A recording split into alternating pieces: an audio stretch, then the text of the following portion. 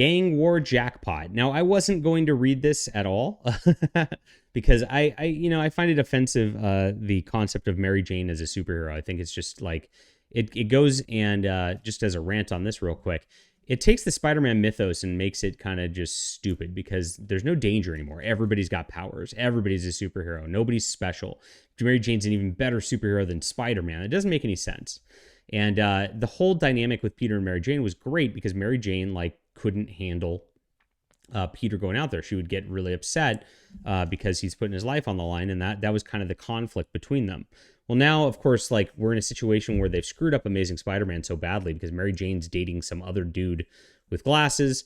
He's helping her fight these superhero things, and Peter's out of the picture, just totally cucked out of things. And so that's a terrible setup. And I watched an interview with the writer here. What's her name? It's Bronfman.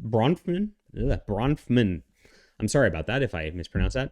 And I was like, I wasn't super sold on this, but Celeste Bronfman. But they're giving her the call up, so I figured I'd give it a chance here through the gang war. Now the gang war setup's really bad too. I mean, so she started with just an assignment that's hey, write a one shot of Mary Jane fighting some stuff in a gang war that's going on. That's a tough assignment to get as a one shot because it's kind of a pointless one shot to begin with, and that's what we get here. Now the art's by Joey Vasquez, which I thought is pretty well done on the interiors here. Looks better than the cover. I don't know why the cover is like it is. It reminds me of what's that book, Empowered? If just from some of the, if you guys remember Empowered, which is a pretty good book. So here it is.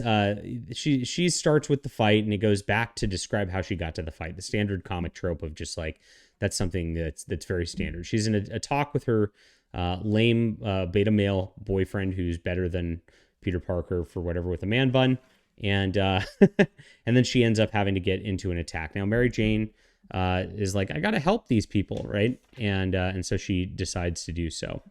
And again, it's just kind of lame that Mary Jane is the superhero. I can't get over it. And so she does not work as a superhero, should not have been a superhero. But again, that's not the writer's fault. It's just kind of the assignment as to what's going on. I actually like this style of art. I think it's pretty clean. I mean, it's not super overly detailed. It's not way exciting or anything like that.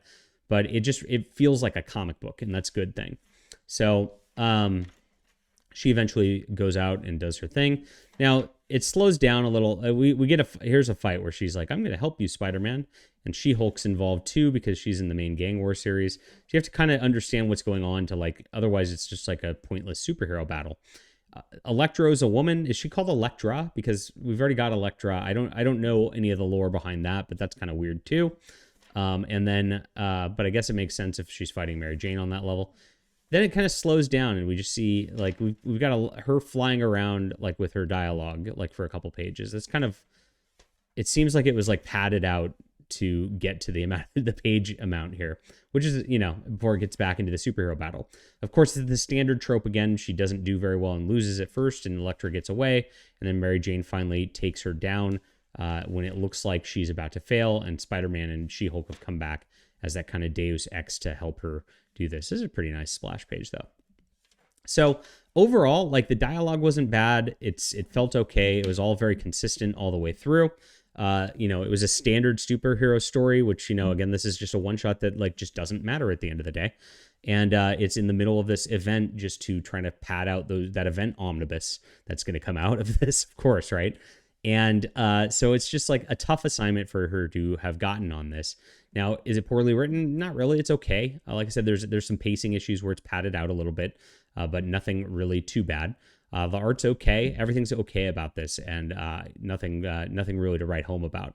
Now, for some reason, this is going to spin out into a Jackpot and Black Cat series that she's going to be doing. I like Black Cat as a character. She makes sense. I don't really like the idea of Mary Jane and her teaming up and fighting together. I think that's kind of, again, just a lame fan fiction concept that I wish Marvel wasn't doing at the end of the day. But it is what it is. So I'll call this a 6.5 out of 10. Leave a comment down below with what you think about this. Hit that like and subscribe button. We'll be back soon.